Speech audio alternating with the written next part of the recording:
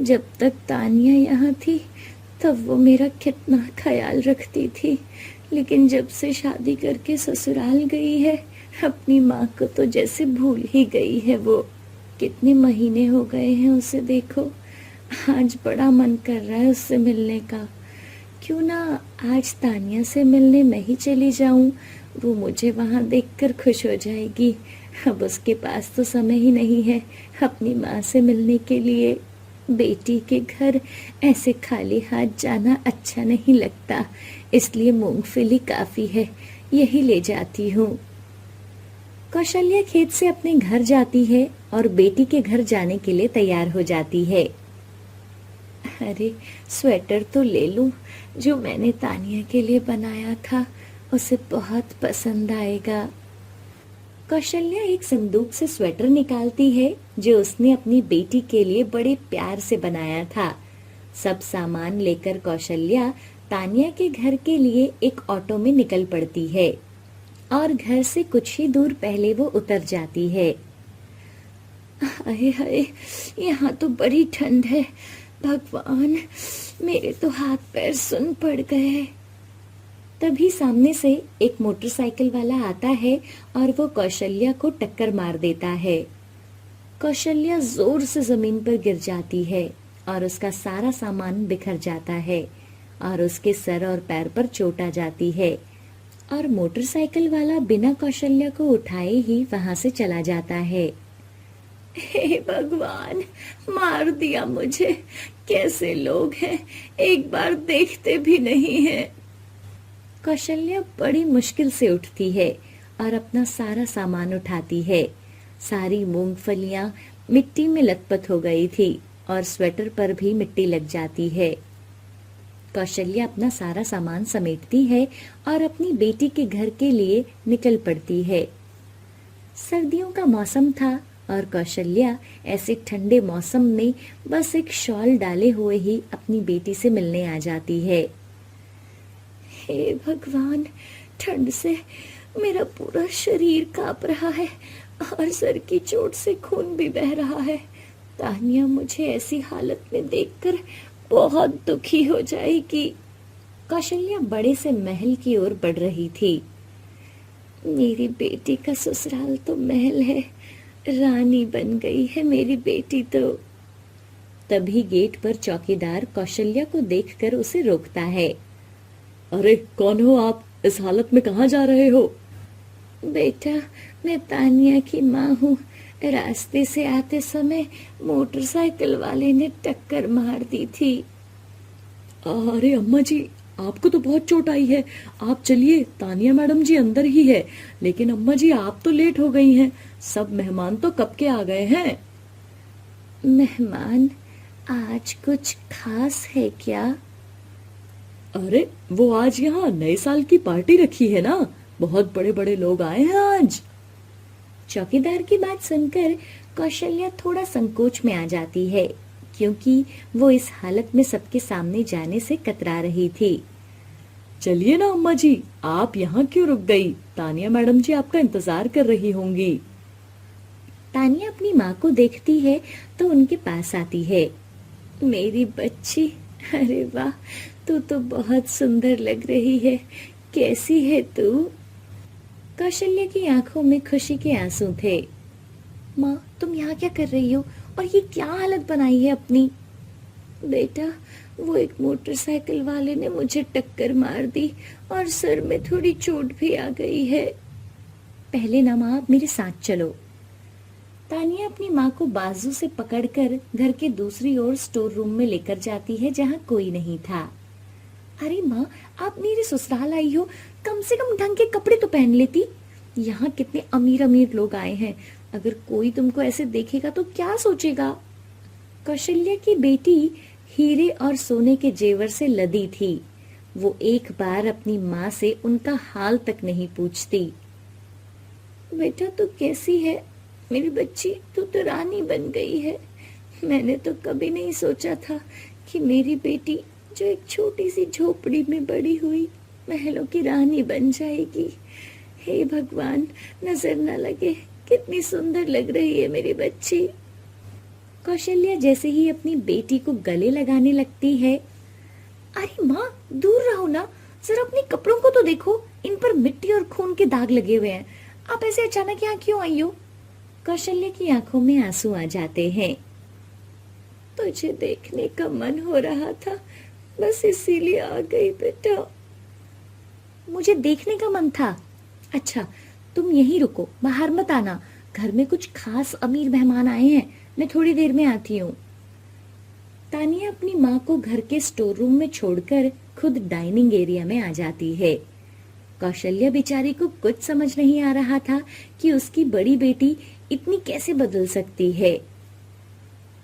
शायद कोई बड़े लोग आए हैं, दामाद जी भी मिलने नहीं आए। कोई बात नहीं, मेरी तानिया के लिए मुझसे बढ़कर कौन हो सकता है? मैं तो उसकी माँ हूँ ना। कुछ देर बीतने पर भी कौशल्या के पास कोई नहीं आता। कौशल्या ठंड से कांप रही थी। कहाँ रह गई ये तानिया, अभी तक नहीं आई।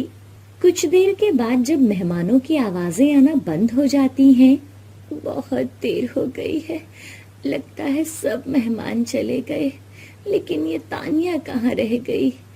लगता है भूल गई कि माँ को कमरे में बिठाया है। ये भी ना भुलक्कड़ ही है, मैं खुद ही जाकर देखती हूँ। कौशल्या कमरे से निकलकर बाहर आती है, जहाँ तानिया और उसकी सास मेहमानों के दिए तोहफे देख रही थी। देखो, मुझे लगा ही था तुम मुझे कमरे में बिठाकर भूल गई होंगी। देखो, यहाँ अपनी सास के साथ बैठी हो। माँ, मैं आने ही वाली थी। तानिया की सास कौशल्या देवी को देखकर अपना मुंह बना लेती है। तुम्हारी माँ कब आई? तुमने बताया नहीं। इनकी तो हालत बहुत खराब लग रही है। वो माँ अभी आई थी। नौकरों को बोलो इनको खाने के लिए कुछ दे।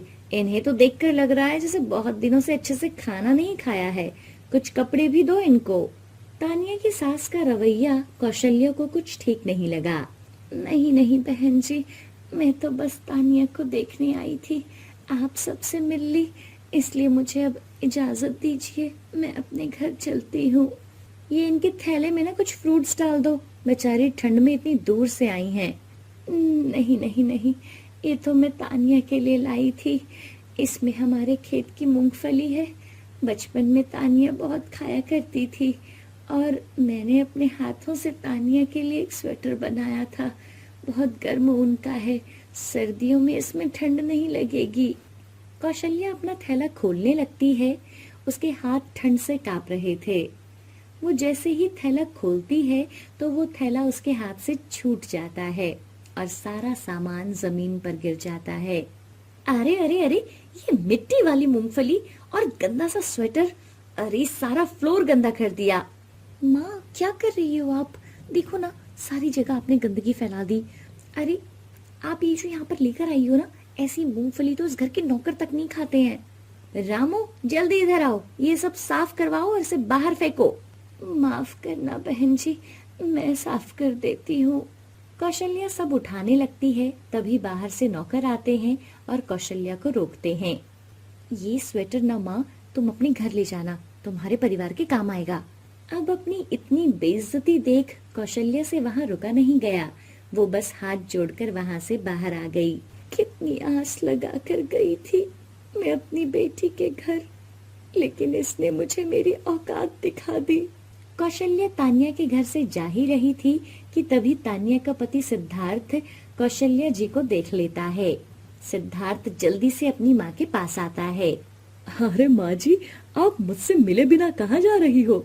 और ये आपको चोट कैसे लगी? नहीं बेटा, कुछ नहीं, वो मैं तानिया से मिलने आई थी। अच्छा, अभी मैं चलती हूँ। अरे, ऐसे कैसे चलती हो? अभी तो आप मुझसे मिले भी नहीं हो और अभी अभी आए हो। तानिया, जल्दी से इधर आओ। तभी वहाँ तानिया आती है। जी, वो माँ जी तो अभी जा रही हैं, वो सबसे मिल ली हैं। अरे, ऐसे कैसे जा रही हैं? तुमने देखा नहीं माँ जी को कितनी चोट आई है? सिद्धार्थ उन्हें अपने कमरे में लेकर जाता है और डॉक्टर को बुलाता है। तानिया, रामू से बोलकर माँ जी के लिए कुछ खाना मंगवाओ।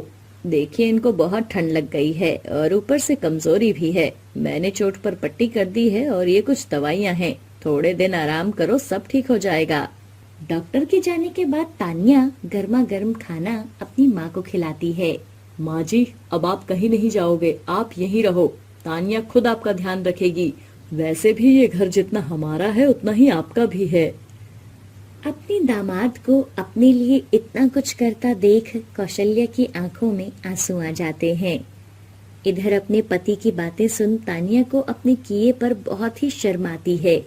सिद्धार्थ जी मेरी माँ का कितना ध्यान रखते हैं और मैं खुद उनकी सगी बेटी होकर उनके साथ ऐसा व्यवहार कर रही थी। माँ, आप अभी आराम करो। सब लोग कमरे से बाहर चले जाते हैं। माँ, मुझे माफ कर दो माँ, मुझसे बहुत बड़ी गलती हो गई। ऐसा बोलकर तानिया अपनी माँ के गले लग जाती है। कौशल्या भी अपनी बेटी को अपने गले लगाती है और उसे माफ कर देती है। गरीब माँ के घर आई अमीर बेटी। अच्छा मैडम जी, मैंने सारा काम कर दिया है, अभी मैं चलती हूँ। ठीक है, तुम जाओ अभी। शांति काम से थकी हारी अपने घर आती है। माँ, आ गई आप? और दिव्या अपनी माँ को गले से लगा लेती है। क्या बात है, आज माँ पर बड़ा प्यार आ रहा है। माँ, बात ही ऐसी है, आप सुनोगी ना तो आप भी खुश हो जाओगी। अच्छा, ऐसी क्या बात है भला, मुझे भी तो बता। आज से ना आपको लोगों के घरों में काम करने की कोई जरूरत नहीं है। आपको पता है, मुझे एक कंपनी में नौकरी मिल गई है। अरे वाह, ये तो बहुत अच्छी बात है। शांति अपनी बेटी को गले लगा लेती है और उसे आशीर्वाद देती है। शाबाश बेटा, ये सुनने के लिए मेरे कान तरस रहे थे। मैंने बहुत मेहनत की है तुझे पढ़ाने के लिए और तुझे कामयाब बनाने के लिए। मुझे सब पता है माँ, अब आप देखना मैं सब कुछ ठीक कर दूंगी। ये कहानी शांति और उसकी बेटी दिव्या की है, जो सोनपुर गांव में रहते हैं। किशोर के जाने के बाद शांति ने अपनी बेटी दिव्या को बड़ी ही मुश्किलों से पाला पोसा था और उसे कभी भी पिता की कमी महसूस नहीं होने दी। शांति ने लोगों के घरों में काम करके अपनी बेटी को ग्रेजुएशन तक की पढ़ाई करवाई थी और अब पढ़ाई पूरी होते ही दिव्या को एक कंपनी में नौकरी मिल गई थी। एक दिन शांति के पास एक औरत आती है जो दिव्या के लिए एक रिश्ता बताती है। देखो बहन जी, मैंने अपनी बेटी दिव्या को बहुत पढ़ा लिखा दिया है, अब उसे नौकरी भी मिल गई है। मैं चाहती हूँ कि कोई अच्छा सा लड़का देख कर ना उसके हाथ पीले कर दूं और मैं भी अपनी जिम्मेदारी पूरी कर दूं, जो इसके पापा ने जाते समय मेरे कंधों पर डाली थी। हाँ शांति बहन, मुझे सब पता है, इसलिए तो मैं आपसे बात करने आई हूँ। लड़का भी मेरा देखा हुआ है।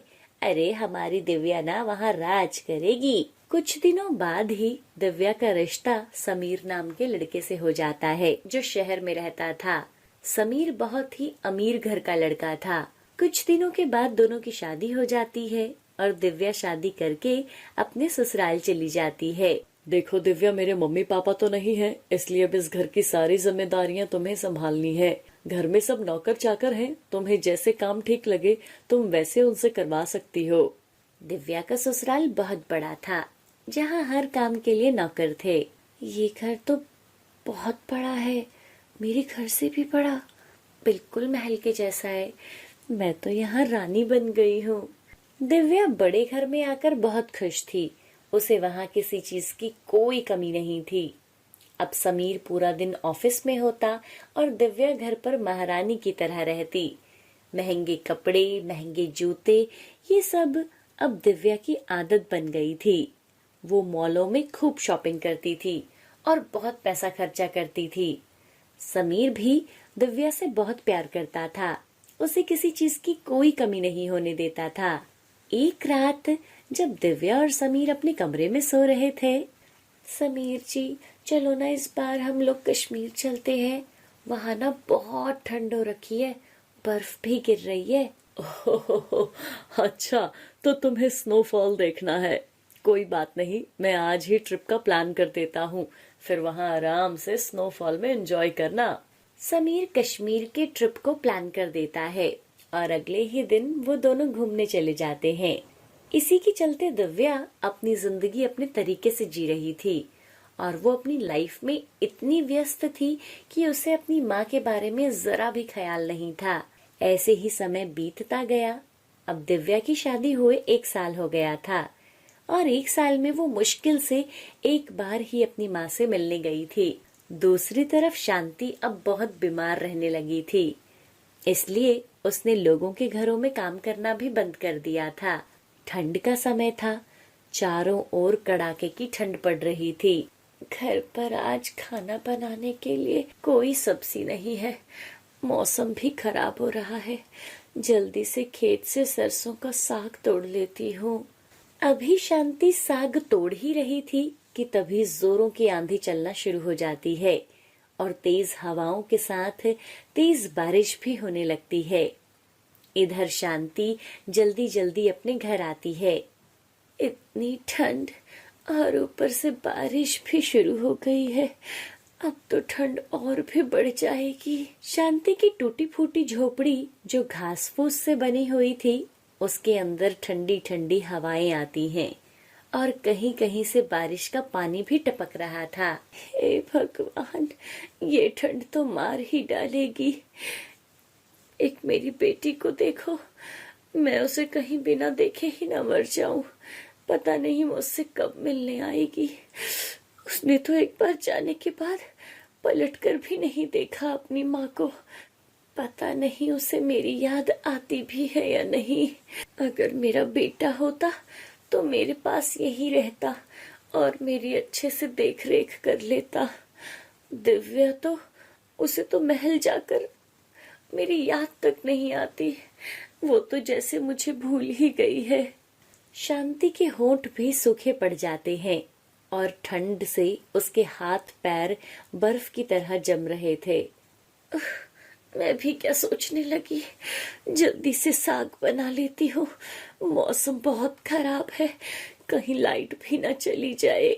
शांति आग जलाती है और खाना बनाने लगती है। इतनी ठंड में रूखा सूखा खाना बनाकर वो खाती है और फिर एक फटे पुराने कंबल में सो जाती है।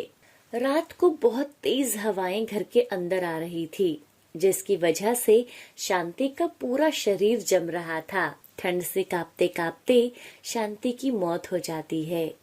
अगली सुबह जब मौसम साफ होता है, तब गांव वाले शांति को ऐसे देखते हैं तो वो डॉक्टर को बुलाते हैं। ये अब नहीं रही, लगता है ठंड की वजह से इनकी मौत हो गई है। अरे बेचारी अपनी बेटी को मिलने के लिए तरस रही थी। कैसी बेटी है, शादी करके माँ को देखने तक नहीं आई। चलो जीते जी बेटी अपनी माँ से तो नहीं मिली, अब इसके अंतिम संस्कार तो कर ही लेगी। क्या पता उसकी आत्मा को शांति मिल जाए। कैसे भी करके गांव वाले शांति की बेटी दिव्या को ये पता भिजवाते हैं कि उसकी माँ अब इस दुनिया में नहीं रही और दिव्या एक बड़ी सी गाड़ी से अपने पति के साथ अपने घर के बाहर उतरती है। वो देखती है कि अब उसकी माँ इस दुनिया में नहीं रही और अब बहुत देर हो गई थी। दिव्या अपनी माँ को मरा हुआ देखती है तो उसके पैरों तले जमीन खिसक जाती है। दिव्या अपनी मरी हुई माँ से लिपटकर रोती है। माँ, ये क्या हो गया आपको?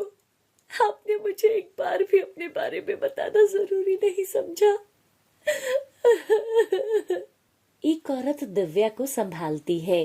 बेटा, ये बेचारी तो हर रोज तुम्हारी राह देखती थी, तेरी शक्ल देखने के लिए तो तरस गई थी और देख, तेरा इंतजार करते करते आज इसने अपनी आंखें ही बंद कर ली।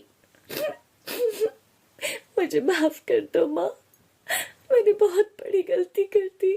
अपनी माँ को मरा हुआ देख दिव्या को अपनी गलती का पछतावा होता है, लेकिन अब बहुत देर हो गई थी। उसके बाद सब गांव वालों के साथ मिलकर दिव्या और उसका पति शांति का अंतिम संस्कार करते हैं और वो लौटकर अपने घर आ जाते हैं। अपने घर आकर दिव्या अपने पति को गले से लगाकर बहुत जोर जोर से रोती है। दिव्या, संभालो अपने आप को। पिताजी के जाने के बाद माँ ने मेरे लिए इतना संघर्ष किया, मुझे पढ़ाया लिखाया, अपने लिए कभी कुछ नहीं खरीदा, हमेशा मेरे बारे में सोचा। मुझे कभी किसी चीज की कोई कमी नहीं होने दी। मुझे फर्श से अर्श तक पहुंचाया उन्होंने। और मैंने उनके लिए कुछ भी नहीं किया। मैं इतनी बड़ी बेवकूफ कैसे हो गई कि यहाँ आते ही मैं अपनी माँ को भूल गई। भगवान मेरी जैसी बेटी ना किसी को ना दे। समीर दिव्या को समझाता है, लेकिन दिव्या अपनी माँ के जाने के बाद बुरी तरह से टूट जाती है। लेकिन अब पछताने का कोई फायदा नहीं था, क्योंकि शांति दिव्या से बहुत दूर जा चुकी थी।